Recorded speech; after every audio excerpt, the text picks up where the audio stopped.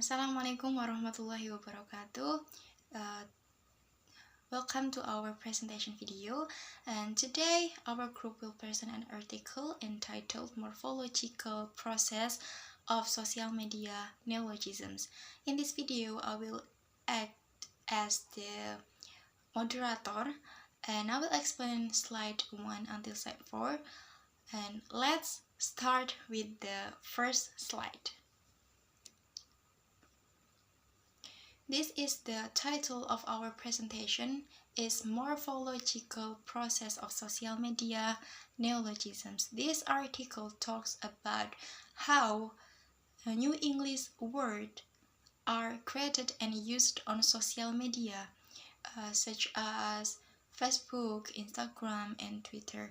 These new words are called neologisms, and they are very common in online communication today. Now let's move to slide 2. On this slide we can see the research identity. The article was written by Shakina Saleh and Salawati Ahmad, and it was published in 2022 in the journal Development in Language Studies. This study is in the field of morphology, which focus on how new words are formed. The researchers analyzes English used on social media platforms like Facebook, Instagram, and Twitter. So next, slide 3. First, the researchers analyze the word formation process. Meanings are word classes of social media neologisms. Second, they identify the most frequently used morphological process. The reason for this study is that social media creates new words very quickly, and this can be confusing for English learner. The main purpose of this study is to record language change and increase awareness of language development in this digital era. And next, slide 4. On slide 4, we can see the research focus.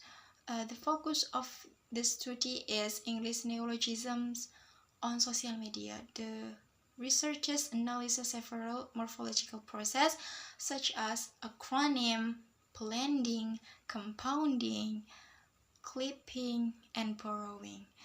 The data include 93 neologisms, text from Facebook, Instagram, and Twitter. One interesting finding is a new process called reposition, which shows how creative social media users are when creating new words. That is the explanation for slide 1 until slide 4. And alright, that's all for my part in this video. Next, the presentation will be continued by my friends Naura Amalina Andini and Bahratul Hababa. Thank you. Theoretical frameworks. In this study, the researchers apply several language theories as the theoretical frameworks to analyze English neologism used in social media. Penelitian ini menggunakan beberapa teori bahasa sebagai dasar analisis kata-kata baru yang muncul di media sosial. Neologism didefinisikan sebagai kata-kata baru yang muncul dan berkembang dalam penggunaan bahasa, especially in digital communication such as Facebook, Instagram, and Twitter. Dengan kata lain, neologism ini sering kita temui dalam komunikasi sehari-hari di media sosial, baik dalam caption, komentar, maupun postingan. The main theory used in morphological process proposed by Murray, Kammer, and Black. Teori ini dipilih karena fokus penelitian adalah pada bagian kata baru dibentuk, bukan hanya pada maknanya. Through morphological process, the researchers can identify how neologisms are formed, such as acronym blending and compounding.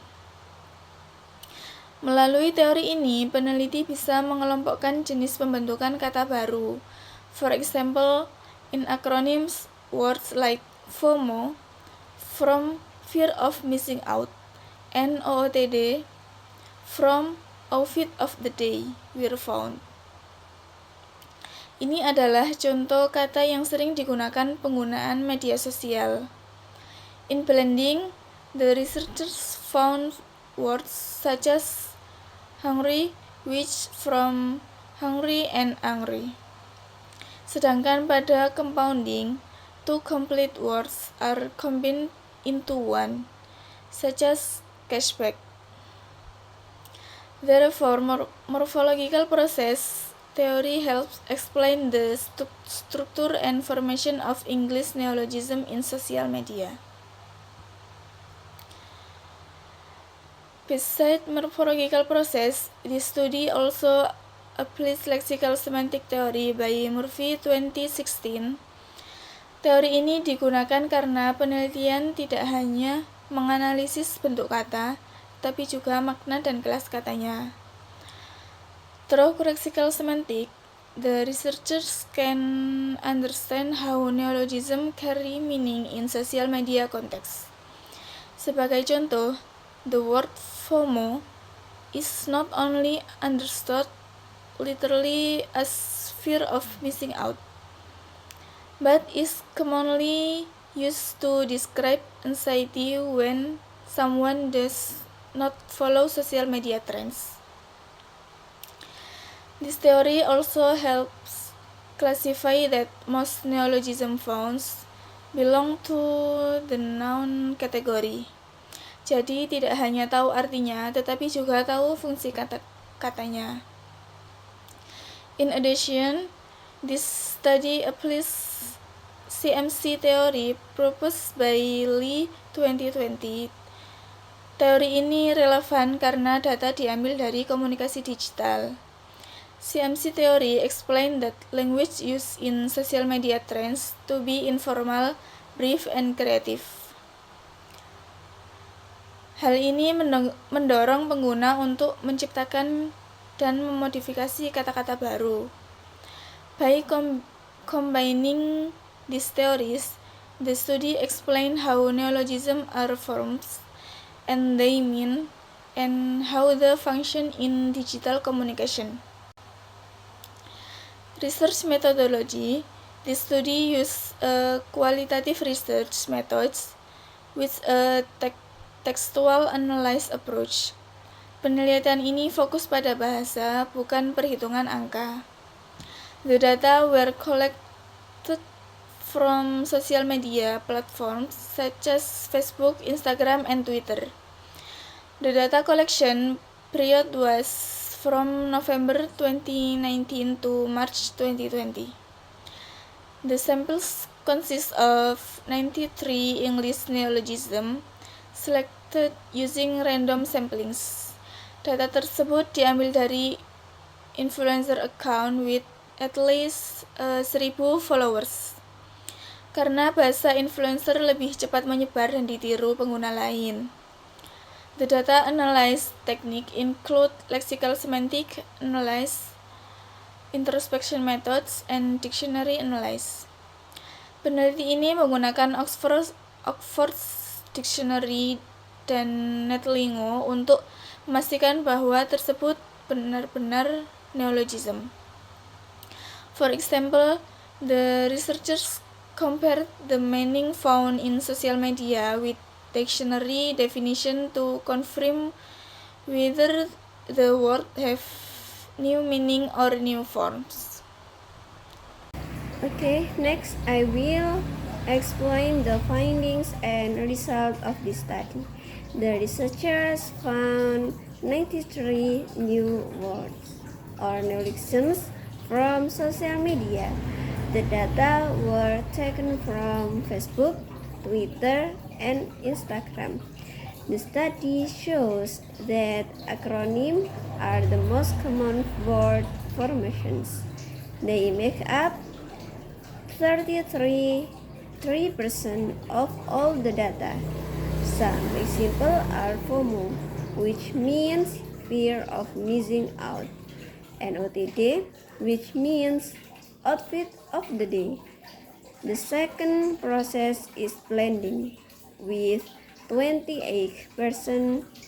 For the simple, include hungry from hungry and angry, and berry-licious from berry and delicious. The third process is compounding, with 14%. Most of the new words found are nouns. The research didn't find any example of affixations or reduplications. Another important finding is a new pattern called repositions. For example, "Weird my cute leather" comes from "Weird cute my delete leather." The word order change, tetapi maknanya tetap sama. Okay, now I will move to the conclusions and implications. In conclusions, the study shows that language continues to develop, especially on social media. This means that language doesn't stay the same, but it keeps changing along with technology and online communications. Social media promote the creations of new words. Many users create new words to express ideas, feelings, or train in faster and simple way. Among all processes, acronyms are the dominant for formations because they are short and easy to use online. People often use acronyms to save time and space when posting or chatting on social media platforms. The dictionary of prepositions also shows that people are creativity when using language. Even though the word order is changed, the meaning can still be understood by other users. This shows that social media users do not always follow traditional grammar rules, but communications can still happen. And implications. First, neologisms can cause confuse English learners, especially for beginners. Second, the findings are useful for language teaching and linguistic studies, especially in understanding real language use. Third, the study opens opportunities for future research on digital language. Okay, and the next slide. For our group reflections, we learned that morphological processes are used in real communications, not only in theory. The most difficult part distinguishing the difference between blending and compounding, because both processes combine words. This article is useful for us future English teachers because it helps us understand how students use language on social media. From this study, we also realized that language is dynamic and always changing. Okay, thank you for your attention. Wassalamualaikum warahmatullahi wabarakatuh.